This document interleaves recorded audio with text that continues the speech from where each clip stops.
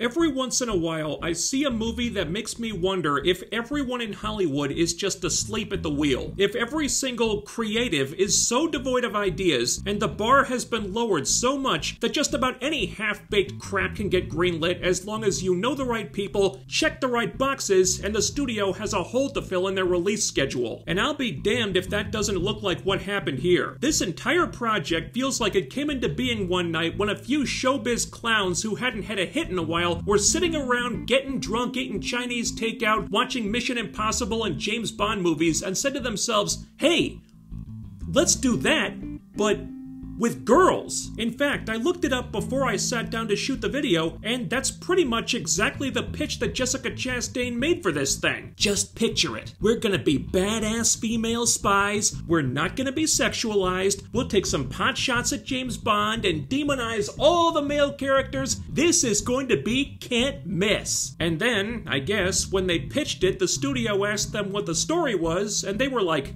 story? Nah, forget the story. We'll figure that out later. And so we have The 355, a lazy, derivative, tropey, painfully uninspired, instantly forgettable action thriller loaded with identity politics and starring a group of women who were clearly not cut out for action roles, all brought to us by Simon Kinberg making his writer-director follow-up to X-Men Dark Phoenix.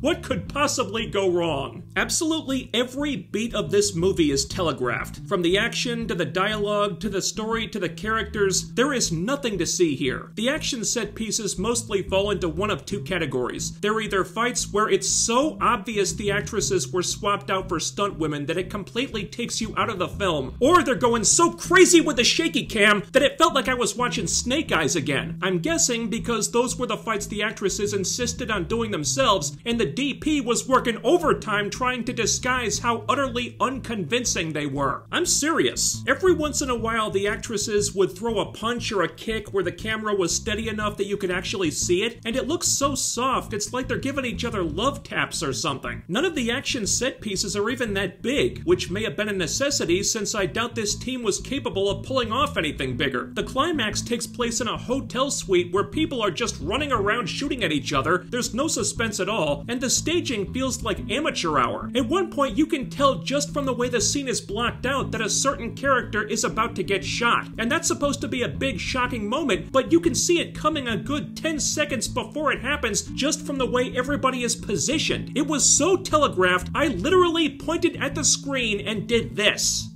And then they got shot. And the only people who were surprised were the characters in the movie. And the script is no better. The whole thing reads like something Simon Kinberg rushed out in one draft while he was sitting on the can. The dialogue is copied and pasted from every other generic spy movie you've ever seen. We can do this the easy way or the hard way. Wow, how'd you think up a scintillating line like that, Kinberg? The verbiage is so derivative, there are multiple scenes where you can literally predict what characters are going to say before they say it. I made a game of this. Like when character A would say something, I'd try to think of the most obvious, predictable response that character B could possibly give, and more often than not, they would say exactly that. But hell, you can't expect whip-smart dialogue when the story itself is paper thin. It's like the only thing they cared about was spy movie with girls and just slap the rest together over lunch. Some MacGuffin technology that can do anything the plot needs it to is in the wind. Female agents from a bunch of competing agencies go after it and spend Act 1 getting in each other's way. Then they all team up to get it back from the real villain, and I'd give you one guess who that is, but it's so damn obvious that's one more guess than you'd need. You can tell who the bad guy is the second this person appears on screen, long before they even set up the big twist everything hinges on, which is so tropey I honestly felt embarrassed for them. It's as if the filmmakers were oblivious to everything that's been going on in the genre of storytelling for the past few decades. Oh, a character dies off screen but we don't see a body? Gee, I wonder if they're gonna come back. I've never seen something like that happen before. Are you kidding me? That was your mic drop? This was so lazy, Kinberg and his co-writer must have put themselves to sleep while they were writing it. And what makes it it even more lame is how all this affects the main character, or doesn't affect her, I should say. Early on in the movie, something bad happens that's supposed to hit close to home for Jessica Chastain's character. She suffers a big loss that's supposed to spur her into action, but instead of showing the audience how much this means to her and how much it hurts her so we can feel some empathy for this character and root for her to bring the bad guys down, she barely reacts to it at all. She takes 10 seconds to herself and then she's totally fine. And then when that situation comes back around later and she's confronted with it again, now you're in a position where you need that emotional pathos. You need to understand how difficult this is for her in order for the story to work,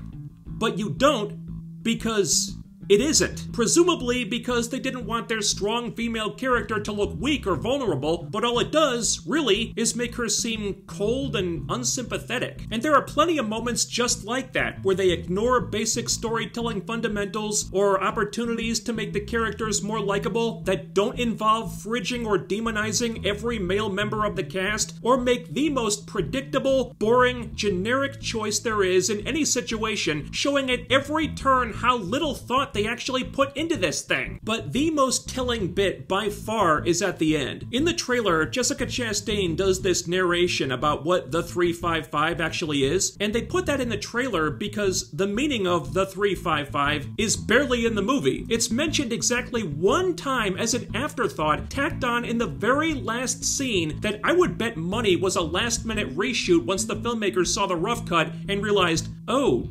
shit, we never actually mentioned the thing the movie is titled after. Maybe we should put that in there somewhere. Because once they had female spy movie, everything else was secondary. Even the title of the goddamn thing. Alright, that's it. Look, there's absolutely no reason to see this in theaters. Copies of The 355 will be filling the Walmart bargain bin by next month. And they can blame Omicron all they want. Didn't stop people from showing up in droves to see Spider-Man No Way Home though, did it? But the bottom line is, you just made a shit movie that no one wanted to see because spy movie with girls was the only selling point it had. There are some very good actors in the cast who could have delivered the goods in a better project, but I felt bad that they had to waste their time on this nothing burger of a movie. Hell, even the Mary Sue was struggling to find anything nice to say about it. The 355 feels like a holdover from a time a couple years ago when everyone in Hollywood thought Ghostbusters 2016 was gonna be hot shit and would kick off this huge cultural shift where women were gonna start taking the roles that would usually go to men, and they wouldn't have to try to actually make those roles dynamic in any way, because the novelty of stunning and brave women doing what men usually do is all the filmmakers cared about, and thought it was all the audience should care about too. Step aside, men. The women can take it from here. That's basically a line in the movie, by the way.